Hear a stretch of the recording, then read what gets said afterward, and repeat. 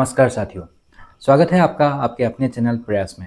मैं हूं मनोज नाथ और आज मैं आपको बताने वाला हूं अब तक के सबसे बड़े स्कैम जिसने देश के शेयर मार्केट में हड़कंप मचा दिया है।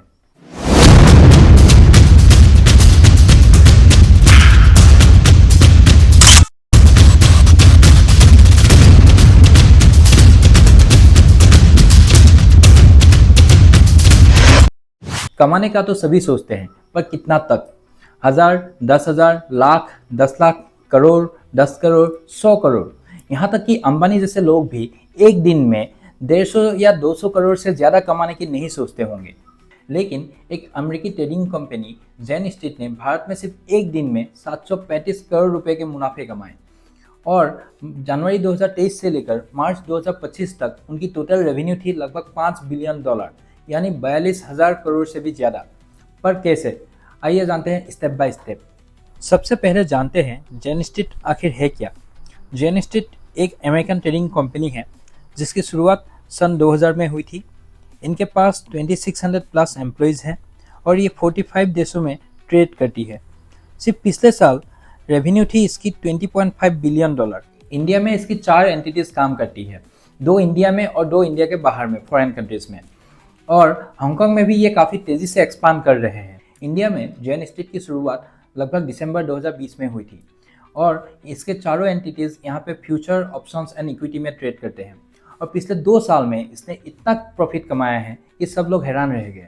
जनवरी 2023 से मार्च 2025 तक इनकी टोटल प्रॉफिट थी करीब $5 बिलियन, यानी 42,750 करोड़ रुपीस, और ये सिर्फ ऑप्शंस ट्रेडिंग से कमाई गई रकम है। अब असली खेल समझिए। सेबी ने जेन स्ट्रीट पर क्या आरोप लगाए हैं। सेबी का कहना है कि इन्होंने 2 स्ट्रेटेजी अपनाई है। पहला, इंट्राडे इंडेक्स मैनिपुलेशन। सुबह बैंकिंग स्टॉक्स और फ्यूचर में ये लोग एग्रेसिवली बाय करते हैं जिससे मार्केट ऊपर जाने लगते हैं, और उसी वक्त दोपहर को ये लोग ऑप्शंस में बेरिश पोजिशंस बनाते हैं और दिन के अंत तक सारे स्टॉक्स बेचकर इंडेक्स को गिरा देते हैं, और इसमें उन लोगों का करोड़ों का मुनाफा होता है। सेबी यानी security exchange board of India के मुताबिक ये मार्केट मैनिपुलेशन का साफ एग्जाम्पल था। रिटेल इन्वेस्टर्स को लगा कि मार्केट रिकवर हो रहा है, पर असल में ये तो एक ट्रैप था। 17 जनवरी 2024 की ट्रेडिंग का केस सबसे चौंकाने वाला है। उसी दिन जेन स्ट्रीट ने कुछ ही घंटों में 735 करोड़ रुपए कमा लिए। इसको एक एग्जाम्पल से समझते हैं। सुबह 4,370 करोड़ की बैंकिंग स्टॉक्स खरीदे और इंडेक्स ऊपर ले गए।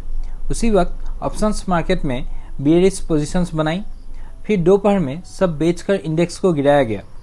पुट ऑप्शंस के दाम बढ़ गए और कॉल ऑप्शंस सस्ते हो गए, और इससे उन लोगों ने नेट प्रॉफिट बनाया लगभग 734.93 करोड़ रुपए, यानी लगभग 735 करोड़ रुपए।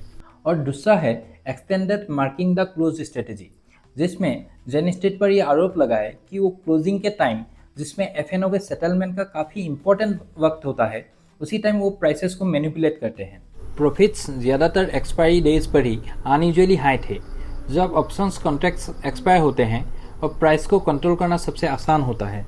सिर्फ बैंक निफ्टी ऑप्शन से ही जेन स्ट्रीट ने 17,319 करोड़ रुपीस का मैसिव प्रॉफिट कमाया।